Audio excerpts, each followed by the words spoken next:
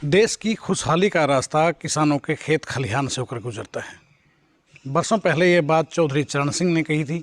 वही चौधरी चरण सिंह जो किसानों के मसीहा कहे जाते हैं। देश के प्रधानमंत्री पद को उन्होंने सुशोभित किया और अभी हाल ही में भारत सरकार ने उन्हें भारत रत्न देने की घोषणा की है।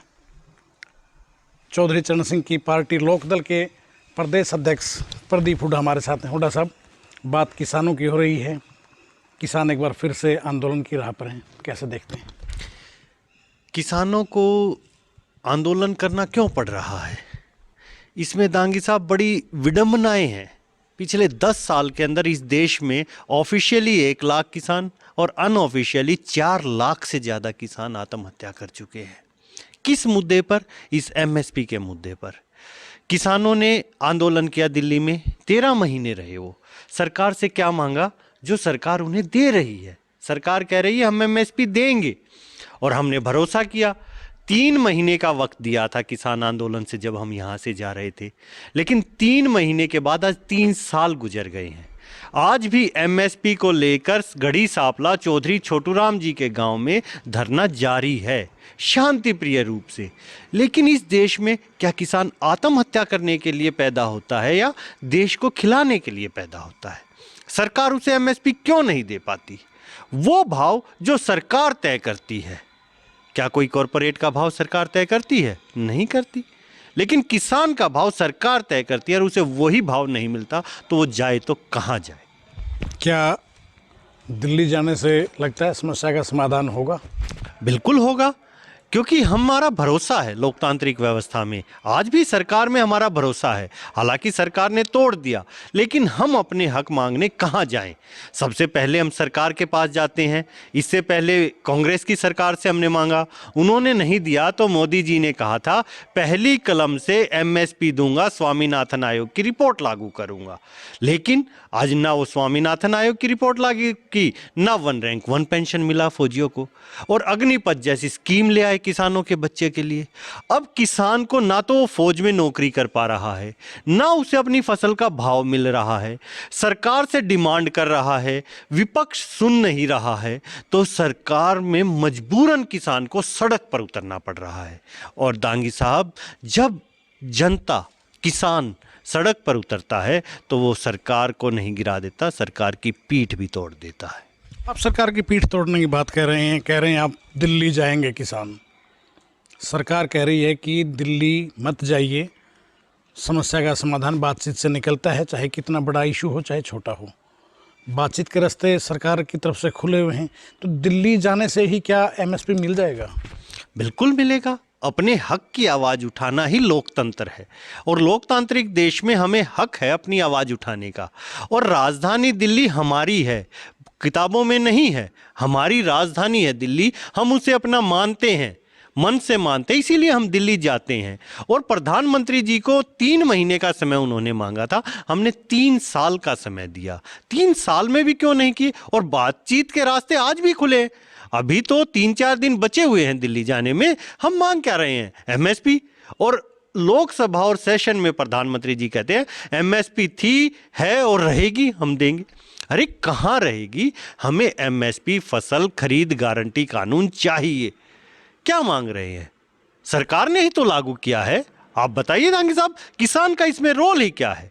140 करोड़ आबादी को खिलाने के लिए किसान पैदा करता है, उन्हें खिलाता है, अपने बेटे को पढ़ाता है, स्कूल भेजता है देश की सेवा करने के लिए कि वो देश की सीमाओं पे रक्षा करेगा। पूरी दुनिया में अगर सबसे 2 बड़ी ज़रूरतें हैं, वो एक खाद्य सुरक्षा है, एक बाह्य सुरक्षा। दोनों किसान दे रहा है।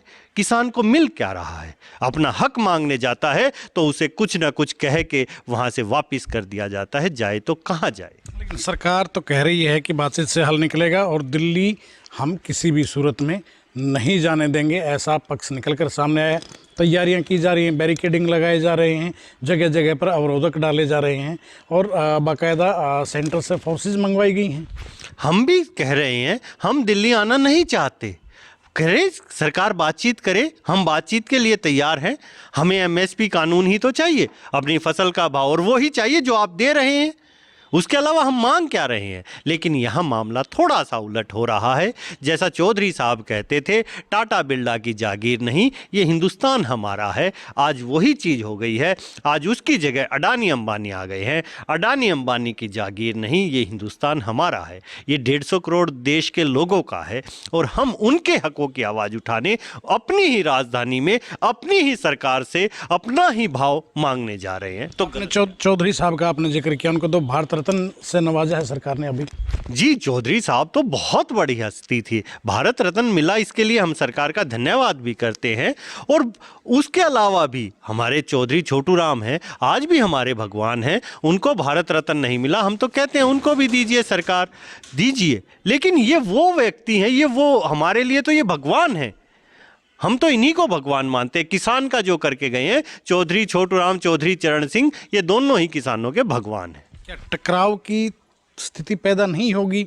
शासन जाने से रोकेगा, किसान जाने की कह रहे हैं, आप लोगों का क्या स्टैंड रहेगा? हम बिल्कुल भी टकराव नहीं करेंगे। हम शांति प्रिय लोग हैं, लोकतांत्रिक लोग हैं। हमें जहां सरकार रोकेगी हम पहले की तरह रुक जाएंगे। पहले भी सरकार ने कटीली तारें लगाई जो नहीं लगानी चाहिए थी। सरकार को इस देश के किसान का सम्मान करना चाहिए। मोदी जी जब जाते हैं, कहीं जाते हैं, दूसरे देशों में बताते हैं ऐसे सम्मान होता है। किसान बहुत कम दिल्ली पहुंचता है, शायद अपने जीवन काल में 2 या 3 बार ही वो दिल्ली आता हो, और वो भी मजबूरी में निकल के आता है। तो इनको सम्मान करना चाहिए। अभी जो सरकार ने भारत रत्न दिया, किसानों ने 23 दिसंबर को किसान दिवस, जो किसान दिवस बोलते हैं इस देश का किसान, उस दिन किसान घाट पर चौधरी साहब की समाधि पर हम मिट्टी लेकर उनके गांव से, गांव की बनी मिठाई लेकर हम वहां पहुंचे थे, लेकिन वहां भी ट्रैक्टर नहीं आने दिया। अरे भाई, किसान दिवस पर जब सरकार को गेट लगाने चाहिए, वेलकम टू दिल्ली, भाई किसानों का दिल्ली में स्वागत है, एक दिन किसान दिवस के दिन तो कम से कम करते। मुझे कोई भी मीडिया कर्मी दिखा दे 23 दिसंबर को इन्होंने कहीं भी किया हो। और हम 10,000 ट्रैक्टर लेके चले थे दांगी साहब, सहारनपुर से वहां तक एक ट्रैक्टर पहुंचा था, क्योंकि वो ट्रैक्टर नया था। किसानों के ट्रैक्टरों को इन्होंने कुछ वो जीआरपी लगा देते हैं, पॉल्यूशन करता है दिल्ली में। कैसे किसान की दिल्ली पहुंचेगा आप बताइए? क्या उसका हक नहीं है? क्या राजधानी किसान की नहीं है? क्या दिल्ली किसान की नहीं है? दिल्ली किसान की क्यों नहीं है? दिल्ली सबकी है। और स्थिति जो है वो ये है कि क्योंकि हरियाणा की खापों को भी अगर देखा जाए, खापें हालांकि कुछ पक्ष ये निकल कर आ रहा है कि खापें साथ देंगी, एक पक्ष ये भी निकल कर सामने आया कि वेट एंड वॉच की स्थिति में है। आज रोहतक में खापों की बड़ी मीटिंग हुई है, कई खापों के चौधरी इकट्ठे, उनका भी कहीं ना कहीं ये मानना था कि अभी हालात को देखते हैं किस तरफ जाते हैं। बिल्कुल, खापे समाज का हिस्सा है। जब देश में आज़ादी से पहले लोकतांत्रिक व्यवस्था नहीं थी तो हर समस्या के लिए हम खापों के पास जाते थे।